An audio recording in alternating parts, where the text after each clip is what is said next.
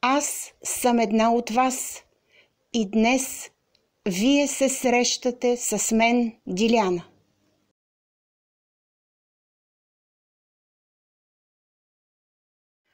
Скъпи приятели, здравейте! Аз съм Диляна. Искам най-напред да ви благодаря за това, че следвате моя канал в YouTube. Да ви благодаря за прекрасните коментари, които ми оставяте.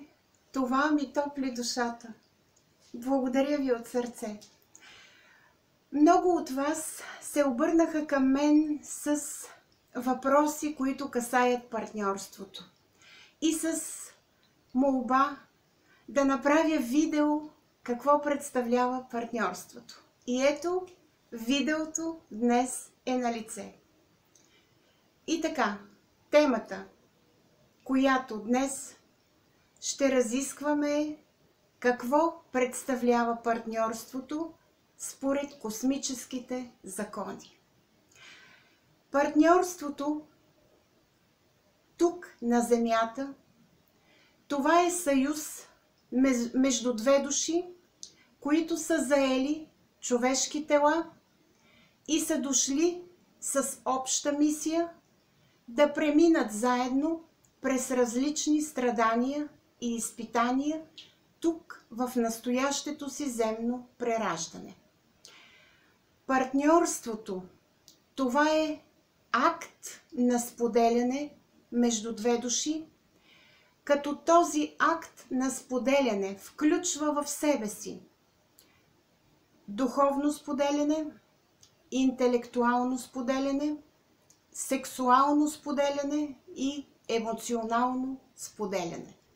Тоест, двете души, дошли тук на Земята и избрали партньорството, трябва да споделят себе си по всички възможни начини. Дали това се случва в нашия живот? Не, разбира се. На базата на тези проучвания, които съм направила, на базата на случаите, които съм разгледала и които съм описала в някои от книгите си, ние наблюдаваме непълно партньорство в нашия човешки земен живот. Защо? Често пъти, когато душата слиза в съответното си прераждане, човекът е с затворено съзнание. Той е забравил плана на своята душа. И ако интуицията му е пробудена, казахме, че интуицията това е пряката връзка с Бога, човекът може чисто интуитивно да усеща хората, да не направи грешки в такава степен, например на 100%, грешките да бъдат на 20-30%, да намери точен партньор и да се свърже с него. Какво се получава всъщност? В нашето земно прераждане душата е дошла, за да заеме човешко тяло. Горе от отвъдното, всички души се борят да слязат на земята, защото тук, в човешките тела, единствено и само в тях и чрез тях, те могат да изпитат плътската любов.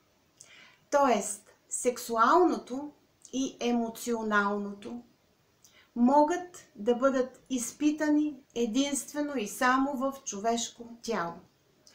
Слизайки тук в поредното си прераждане, душата може да забрави, че има и други начини на споделяне. И, водена от плътските желания, тя да смята, че партньорството е само това. Говорим симбиозата между душа и тяло, която е образувана. Тоест, човекът с затвореното съзнание. Но, според божествения план за всеки от нас, ние имаме задължителни срещи с партньори в това си земно прераждане. ние имаме знаци, по които да разпознаем тези партньори. Имаме усещания по отношение на тези хора, които са странни, които са необясними, които буквално ни взривяват, когато се запознаваме с тези хора или когато решаваме да бъдем с тях. Тези белези, когато душата е наместена добре в тялото, човек ги разпознава като знаци, като сигнали и всъщност извън секса и емоцията той търси в партньора и други неща. Например, интелектуалното общуване, това те двамата да имат общи интереси, да могат да разговарят. Духовното общуване. Духовното общуване се получава, когато по време на секс се сливат не само телата, а има сливане и на душите. И това е едно прекрасно изживяване. Аз съм разговаряла с много хора, даже съм описала в някои от книгите си тези неща. Това е едно трептене на една висока чистота, с една висока вибрация. И хората, докоснали се до духовното общуване, до общуването всъщност на двете души помежду си, те не могат това да го забравят. Те не могат да изоставят това партньорство и те продължават в него.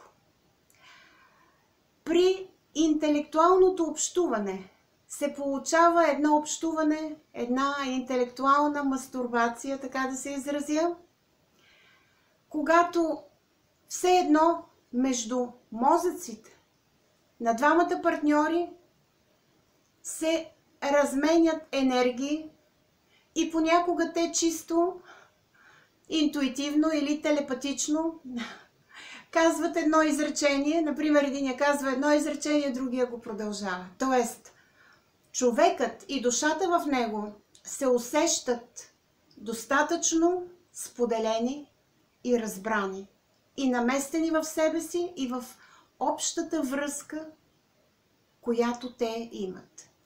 Понякога тези две души, наместени в човешките тела и създали партньорство в този земен живот, нямат нужда да общуват словесно. Ние познаваме партньори, които просто седят заедно и мълчат и им е спокойно, хармонично и се усещат споделили самите себе си с другия партньор. Това е едно прекрасно усещане и всъщност заради това прекрасно усещане ние сме дошли тук на земята. За съжаление обаче не се получава точно така. Когато душата не е достатъчно пробудена в човешкото тяло, тя приема чисто физическото партньорство с някого. Тя приема секса и емоцията за върховно изживяване. Да, те са върховно изживяване, но по чисто физическия начин. Тоест, подобен тип партньорство е непълно, защото няма докосване на двете души. И когато съществува такова партньорство в земния живот, хората са споделили себе си в страстта, в плътското единение и те могат да развият зависимост към тези плътски удоволствия, към тази страст и често пъти да сбъркат споделянето и любовта с тези неща. Или, ако душата е действително добре наместена в тялото, ако тя го е пробудила, но плътското е по някакъв начин игнорирано и човек желае да споделя с другия човек единствено на духовно ниво, чрез душата си, самия себе си, тогава партньорството е непълно. Тогава ние можем да говорим за приятелство. И всъщност духовните ни приятелства са част от нашия земен живот.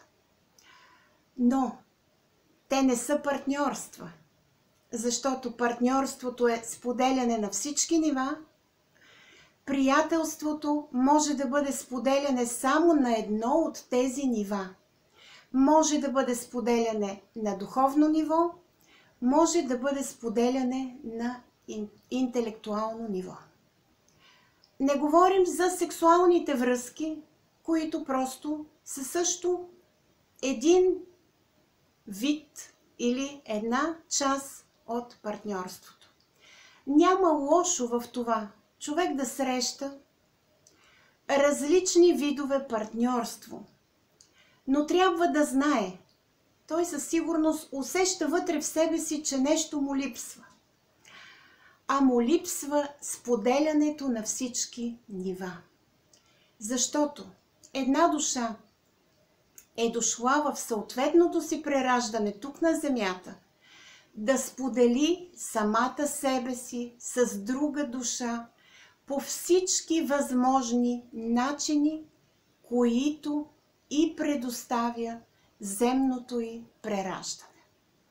Така че, нека да бъдем знаещи, нека да се стараем да разширяваме съзнанието си и да усещаме какво ни е необходимо, да усещаме какво срещаме в живота си и да не бъркаме едното с другото.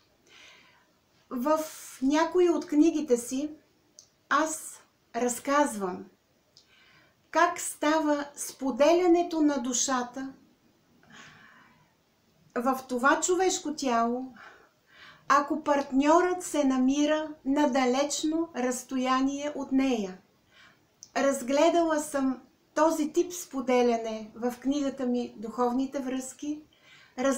Разгледала съм този тип споделяне и в книгата ми, посветена на интернет връзките, в която аз описвам фотонния тип общуване, което е характерно за отвъдното. Защото в отвъдното няма тела, душите не са материални, те са енергийни. И всъщност изпращането на енергия от едната душа към другата е такъв тип фотонно споделяне. И всъщност интернет е начина, по който душите се откриват и споделят духовно чрез бариерата на интернет. Изпращат енергия и получават енергия. И по този начин те си спомнят за онова прекрасно духовно споделяне, което е в отвъдното. В книгата ми "Кармичните връзки" аз също съм разказала за различните видове споделяния и как душите разпознават кармичните връзки в този си живот, защото те са от предишни животи, но трябва да претърпят продължение. Ние ще говорим в още много видеа за партньорството и за видовете партньорство. Това беше само едно малко обяснение за него. Благодаря ви, че днес бяхте с мен. До нови срещи с следващото видео.